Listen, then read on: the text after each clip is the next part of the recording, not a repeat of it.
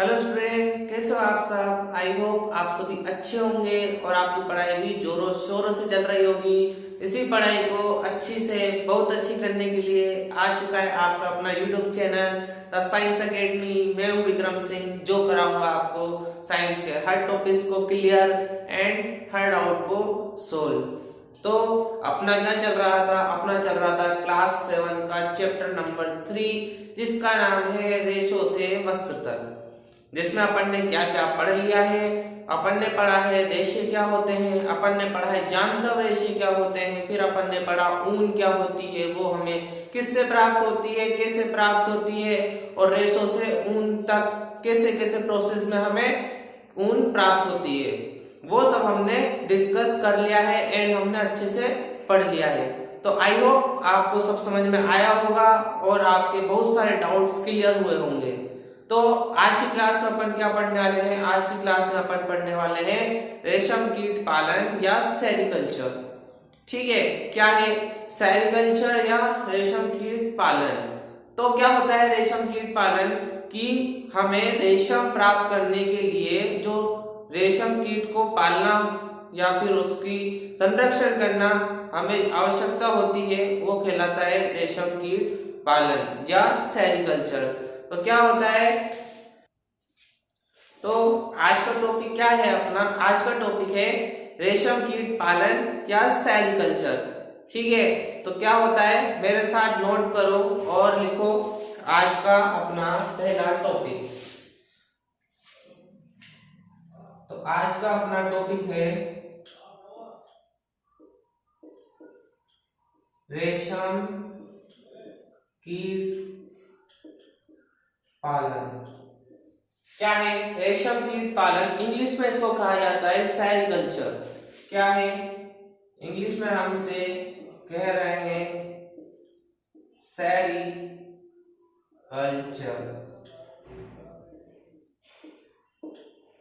ठीक है, क्या है सेरिकल्चर या रेशम कीट पालन। तो पहले हम समझ लेते हैं क्या होता है कि हमें रेशम प्राप्त करने के लिए रेशम के कीटों को पालना पड़ता है, वो कहलाता है रेशम कीट पालन या सेरिकल्चर। ठीक है, जैसे अपन ने क्या पढ़ा था अभी थोड़े शायद सेकंड क्लास में अपन ने पढ़ा था कि भेड़ पालन। ठीक है, भेड़ पालन अपन ने पढ़ा था। तो क्या होता है कि ऊन प्राप्त करने के लिए हमें भेड़ों को पालना होता है, उन्हें संरक्षित करना होता है, वो कहलाता है भेड़ पालन। ठीक, तो रेशम कीट पालन क्या होगा, सिंपल है कि हमें रेशम प्राप्त करने के लिए रेशम को कीटों को पालना होगा, उन्हें संरक्षित करना होगा, उनकी देखरेख करनी होगी, वह कहलाता है रेशम कीट पालन या सेरिकल्चर। ठीक है, तो लिखो मेरे साथ कि जो अपन कह रहे हैं वही अपन को वहां पे लिखना है। ठीक है, तो लिखो मेरे साथ कि क्या होता है रेशम कीट पालन। लिखना रेशम प्राप्त करने के लिए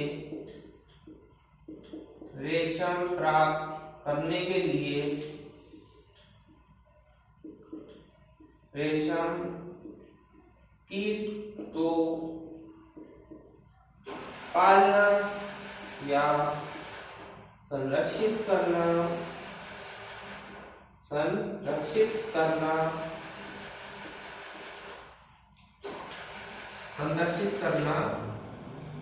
रेशम कीट पालन या अपन इसको कह सकते हैं सेरिकल्चर। क्या कह रहे हैं, सेरिकल्चर कहलाता है। सिंपल है ना, सिंपल है, कुछ कठिन तो नहीं है ना इसमें, सिंपल ही है कि क्या होता है सेरिकल्चर। क्वेश्चन आता है कि सेरिकल्चर किसे कहते हैं। ठीक है, तो रेशम कीट पालन को ही सेरिकल्चर कहा जाता है। अब आपको ये पता होना चाहिए कि रेशम कीट पालन क्या होता है। तो क्या होता है कि जैसा आपने रेशम का डोरा देखा होगा, कितना सॉफ्ट होता है, बिल्कुल सॉफ्ट होता है कि अपन अगर उसको रात में बांध के सोएंगे तो सुबह अपने आप ही खुल जाता है, इतना सॉफ्ट होता है रेशम का डोरा। ठीक, तो क्या है कि सेरिकल्चर या रेशम कीट पालन क्या होता है कि रेशम प्राप्त करने के लिए उसके कीट को पालना, किसके, रेशम के कीट को पालना, वह कहलाता है रेशम कीट पालन या सेरिकल्चर। ठीक। और भेड़ पालन क्या था कि ऊन प्राप्त करने के लिए भेड़ों को पालना, वो भेड़ पालन कहलाता है। ठीक है, तो ये होता है रेशम कीट पालन या सेरिकल्चर। तो इसको नोट करो, फिर उसके बाद अपन आगे पढ़ेंगे। फिर इसके बाद रेशम कीट का जीवन चक्र। नेक्स्ट हेडिंग डालना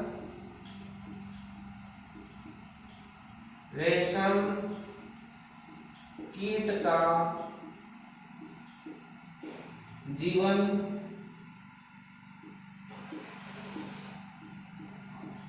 चक्र। क्या है रेशम कीट का जीवन चक्र? तो क्या होता है जीवन चक्र? तो पहले आपको ये समझ में आना चाहिए कि जीवन चक्र क्या होता है। ठीक है, आपको अगर कोई हेडिंग दी जाए तो उसमें जो सब्जेक्ट आपको दिखाई देगा, ठीक, वो आपको पता होना चाहिए। तो इसमें सब्जेक्ट क्या है? इसमें सब्जेक्ट ये है रेशम कीट, और ये क्या है, ये उसके बारे में। ठीक, कि सब्जेक्ट तो ये हो गया और ये उसके बारे में। अगर मैं आपसे कहूं कि राम पढ़ता है, ठीक है, तो सब्जेक्ट क्या हुआ? सब्जेक्ट क्या हुआ? राम। ठीक, और क्या है, अब अपन वो कर क्या रहा है कि पढ़ रहा है, तो अपन को पता क्या होना चाहिए कि वो पढ़ाई कैसे कर रहा है। ठीक है, तो ये क्या है, टॉपिक क्या है, रेशम कीट का जीवन चक्र। तो आपको पता होना चाहिए कि जीवन चक्र क्या होता है। तो जीवन चक्र क्या होता है कि जन्म से लेकर के मृत्यु तक का जो काल होता है उसे जीवन चक्र कहते हैं। ठीक है, कि कोई भी अगर कीट हो, इंसान हो, जानवर हो, कोई भी हो, कि जन्म से लेकर के उसके मृत्यु तक का काल वो कहलाता है जीवन चक्र। इंग्लिश में बोलते हैं इसको लाइफ साइकिल। ठीक, तो क्या होता है, इसमें अपन को मृत्यु तक नहीं जाना है, इसमें अपन को सिर्फ पढ़ना है कि वो किस तरीके से पैदा हो रहा है और रेशम का जो धागा वो कहाँ की अवस्था में देगा। ठीक है, कि वो पैदा कैसे हो रहा है और जो हमें रेशम का धागा हमें प्राप्त हो रहा है उससे वो कौन सी अवस्था में देगा, वो हमें सिर्फ पढ़ना है। ठीक है, इतना सा हमको पढ़ना है, हमें उसकी मृत्यु तक नहीं जाना है। तो पहले अपन समझ लेते हैं, हेडिंग आपने डाल ली होगी। तो क्या होता है कि जब भी मादा रेशम कीट जो होता है, ठीक है, मादा रेशम कीट जो होती है वो क्या करती है, वो अंडे से लार्वा देती है। ठीक, अंडे से लार्वा देती है। अब आपको ये पता होना चाहिए कि लार्वा क्या होता है। ठीक है, क्या होता है लार्वा? कि जन्म के बाद सबसे छोटी अवस्था, ठीक, जन्म के बाद किसी कीट की सबसे छोटी अवस्था वो कहलाती है लार्वा। ठीक है, तो क्या होता है लार्वा की जो मादा रेशम होती है वो अंडे से क्या देती है, लार्वा देती है। उसे कहते हैं कैटरपिलर। क्या कहते हैं? उसे कहते हैं कैटरपिलर या लार्वावस्था। ठीक है, जब ये कैटरपिलर थोड़ी सी अपनी आयु आगे बढ़ाते हैं, यानी कि आगे बढ़ते हैं अपनी नेक्स्ट अवस्था के लिए, तो वो क्या होती है, वो अवस्था कहलाती है प्यूपा या कोशित। ठीक है, क्या कहलाती है? प्यूपा या कोशित। ठीक, अब क्या हो रहा है कि जो प्यूपा या कोशित हो रहा है, जो क्या ये पहले क्या थे, कैटरपिलर थे, फिर उसके बाद प्यूपा या कोशित बने। तो क्या हुआ, जैसे आज 3 साल का बच्चा है और फिर वो आगे जाके कितना होगा, 6 साल का होगा। तो आप अंतर समझ सकते हैं। ठीक है, आप अंतर कैसे समझ सकते हैं कि वो 3 साल में उसकी हाइट बढ़ गई, 3 साल में उसके बोलने चलने का तरीका बदल गया, 3 साल में उसका देखने समझने का तरीका बदल गया। ठीक है, ये क्या हुए, उसके डिफरेंसेस हुए। ठीक है, अंतर हुए उसके, कि वो 3 साल में ऐसा था, 6 साल में ऐसा हो गया। तो इसमें भी ऐसा ही होता है, जब वो लार्वा अवस्था में था तब वो बिल्कुल जन्मजात अवस्था में था। ठीक, अंडे से निकला ही था। जैसे ही वो अपनी अगली अवस्था में गया तो वो क्या कहलाने लगा, वो प्यूपा या कोशित कहलाने लग गया।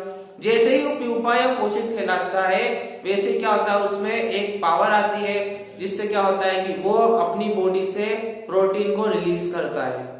क्या करता है? प्रोटीन को रिलीज करता है। रिलीज का मतलब होता है स्त्रावित करना। ठीक है, किसे कर रहा है? प्रोटीन। प्रोटीन क्या होता है? प्रोटीन एक पदार्थ होता है जो बॉडी में पाया जाता है। ठीक है, ये क्या कर रहा है, उस प्रोटीन को रिलीज कर रहा है, बॉडी से बाहर निकाल रहा है।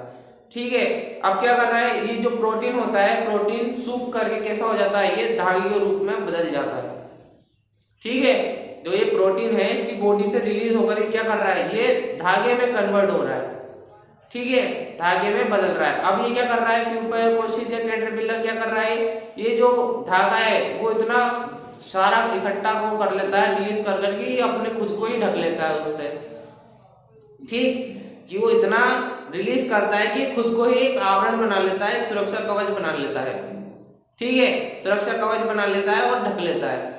तो ये जो सुरक्षा कवच बनाता है और ये जो ढकता है, इस अवस्था को कहा जाता है कोकून। ठीक है, क्या कहा जाता है, कोकून कहा जाता है। और यही कोकून क्या होता है, यही कोकून रेशम का धागा देता है।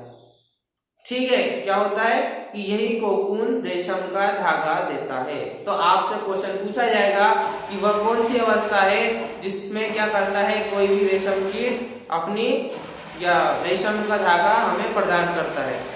तो आप क्या लिखोगे, कोकून वह अवस्था होती है जो रेशम का धागा हमें प्रदान करती है। ठीक है, तो अपन ने समझ लिया है, तो अपन एक बार थ्योरी लिखेंगे, फिर उसके बाद वापस से एक बार उसको और समझेंगे। ठीक है, तो ये होता है इसका जीवन चक्र। मेरे साथ देखो, लिखना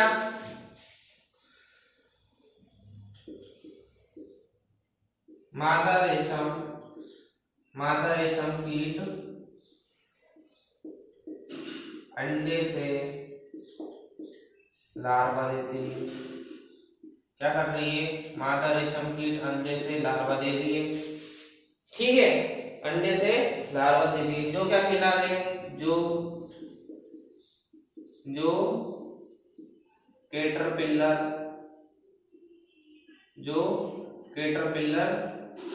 या रेशम कीट कहला रहे, जो कैटरपिलर या रेशम कीट कहलाते हैं। इसको लाइन को अंडरलाइन कर लेना। ठीक है, जो रेशम कीट या कैटरपिलर कहला रहे हैं। ठीक, अब क्या हो रहा है, फिर इसके बाद कि यह अपनी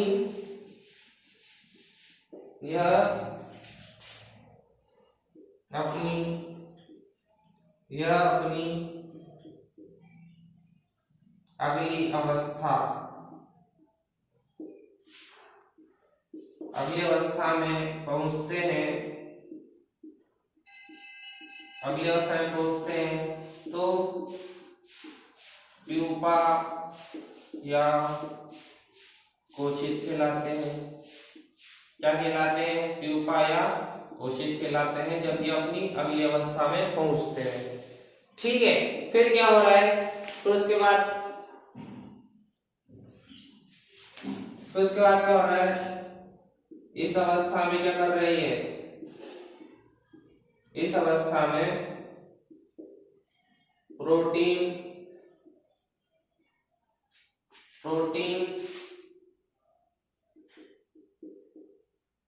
स्रावित करके स्वयं को ढक लेते हैं। क्या कर रहे हैं, प्रोटीन स्रावित करके स्वयं को ढक लेते हैं। ठीक है, क्या कर रहे हैं, खुद को ढक लेते हैं। और जो ढक रहे हैं ना, तो ये क्या है, यह आवरण कोकून कहलाता है। क्या कहला रहा है, यह आवरण कोकून कहलाता है। क्या कहलाता है, यह आवरण कोकून कहलाता है।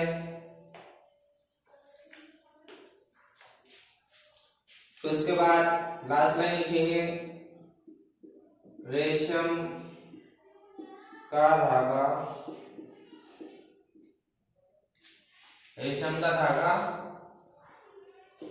कोकून से प्राप्त किया जाता है। रेशम का धागा कोकून से प्राप्त किया जाता है। तो ये होता है रेशम कीट का जीवन चक्र। ठीक है, क्या होता है कि जब मादा रेशम अंडे से लार्वा देती है, क्या कर रही है, लार्वा दे रही है। जो कैटरपिलर जो कैटरपिलर या रेशम कीट कहलाते हैं। ठीक है, जो लार्वा दे रहे हैं तो वो क्या कहला रहे हैं, उसके बाद कैटरपिलर या रेशम कीट। ठीक, तो उसके बाद क्या हो रहा है, ये अपनी अगली अवस्था में जब पहुंचते हैं तो प्यूपा या कोशित कहलाते हैं। ठीक है, जैसी इंसानों की बात करूं मैं, ठीक है, इंसानों में क्या होता है कि जो छोटी अवस्था होती है उसे बोलते हैं नवजात। फिर वो क्या होता है कि 10-12 साल 14 साल में 15 साल के होते हैं, फिर उसे क्या बोलते हैं, उसे बोलते हैं किशोरावस्था। ठीक है, फिर उसके बाद क्या होती है, तो उसके बाद 21 साल के बाद क्या होते हैं कि वो युवावस्था। ठीक, ये क्या है, ये अवस्थाएं हैं। इस अवस्थाओं में इंसान में कुछ अलग अलग गुण दिखाई देते हैं। ठीक है, उनमें कुछ बदलाव दिखाई देते हैं। तो ये भी क्या है, ये अवस्थाएं हैं। ठीक है, लार्वा अवस्था, कैटरपिलर अवस्था, प्यूपा अवस्था। ठीक है, ये क्या है, ये अवस्थाएं हैं। तो उसके बाद क्या है, इस अवस्था में ये क्या कर रहा है, प्रोटीन को स्त्रावित कर रहा है। किसको स्त्रावित कर रहा है, प्रोटीन को स्त्रावित कर रहा है। ठीक है, और क्या कर रहा है, स्त्रावित तो कर रहा है, लेकिन क्या कर रहा है, उसी प्रोटीन से खुद को क्या कर रहा है, ढक रहा है। ठीक है, क्या कर रहा है, ढक रहा है खुद को। फिर उसके बाद जब वो ढक रहा है तो उसके ऊपर क्या बना, उसके ऊपर एक आवरण बना। अगर आप जैसे अपने घर में रहते हैं, ठीक है, जैसे क्या है, आप अपने घर में रहते हैं तो वो क्या है, वो आपका एक आवरण है, आपका एक सुरक्षा कवच है। आपको बरसात से बचाता है, आपको ठंड से बचाता है, आपको गर्मी से बचाता है। ठीक है, तो ये भी क्या कर रहे हैं, अपनी सुरक्षा के लिए क्या कर रहे हैं, अपने ऊपर प्रोटीन का एक आवरण बना रहे हैं। तो ये आवरण क्या कहलाएगा, ये आवरण कहलाता है कोकून। ठीक है, तो जब क्वेश्चन आएगा कि हमें रेशम किससे प्राप्त हो रहा है, तो हमें रेशम प्राप्त हो रहा है, रेशम का धागा वो किससे हो रहा है, वो हमें कोकून से प्राप्त हो रहा है। ठीक है, तो ये होती है रेशम कीट के जीवन चक्र की कहानी। ठीक है, तो ये आप नोट करो। फिर उसके बाद जो आपका एक छोटा सा स्टार लगा के लिख लेना। क्या लिखोगे, लिखना सामान्यतः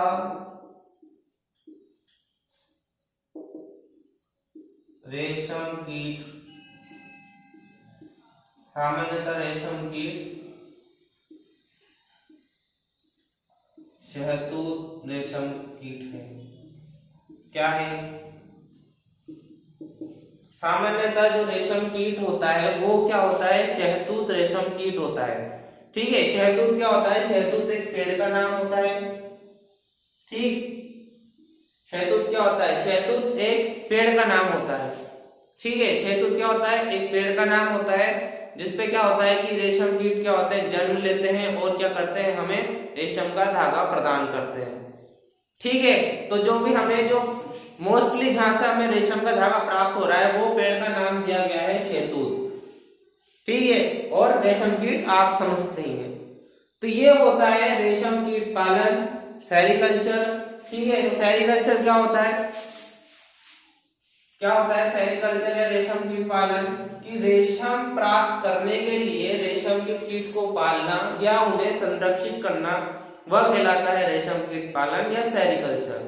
फिर उसके बाद अपन ने क्या करा, रेशम कीट का जीवन चक्र, कि वो कैसे पैदा होता है, कैसे पैदा होने के बाद उसकी क्या अवस्थाएं होती है और किस अवस्था में जाकर के वो हमें रेशम कीट या रेशम का धागा प्रदान करता है। ठीक है, तो ये थी आपके रेशम कीट पालन या रेशम कीट का जीवन चक्र की कहानी। ठीक, तो इसको नोट करो। फिर उसके बाद अपन पढ़ेंगे अपने चैप्टर का लास्ट टॉपिक, जिसका नाम है रेशम की रीलिंग। ठीक है, तो अपन ने क्या पढ़ा, रेशम कीट पालन और उसका जीवन चक्र। ठीक, अब अपन पढ़ने वाले हैं रेशम की रीलिंग, जो कि इसका चैप्टर का लास्ट टॉपिक है बिल्कुल। ठीक है, तो रेशम की रीलिंग क्या होती है, रेशम की रीलिंग होती है कि जैसे ही हमने क्या करा, कोकून से रेशम प्राप्त करा।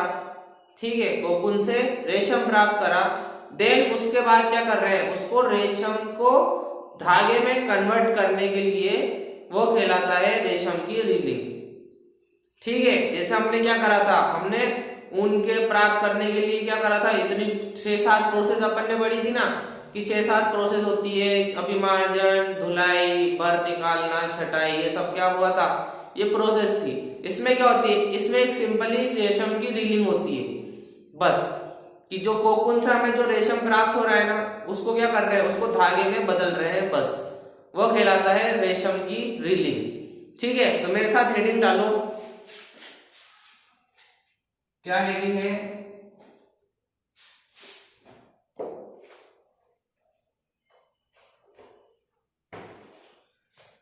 हेडिंग है रेशम की रीलिंग। क्या हेडिंग है? रेशम की रीलिंग। तो क्या है, नोट करो।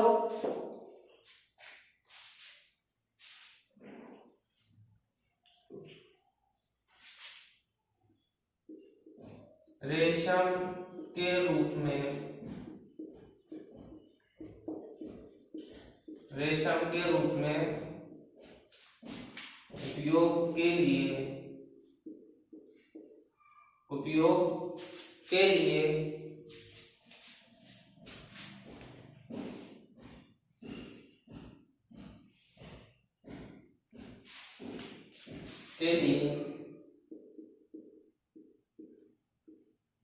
कोकून से रेशे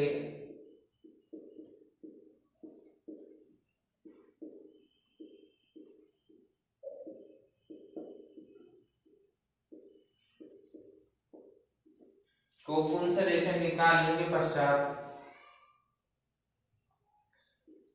उनसे धागा बनाने की प्रक्रिया,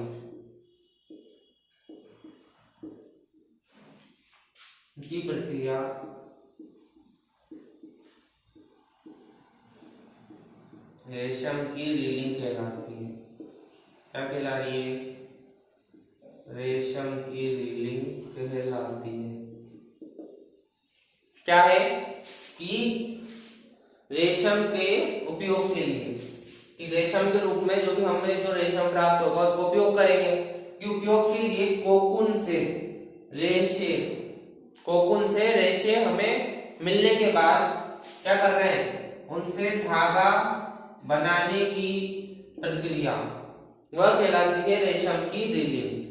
तो समझ में आया होगा क्या होता है। सिंपल सा टॉपिक है कि कोकून से जो हमें रेशा प्राप्त हो रहा है उससे क्या कर रहे हैं, उससे धागा बना रहे हैं आगे, वह कहलाता है रेशम की रीलिंग।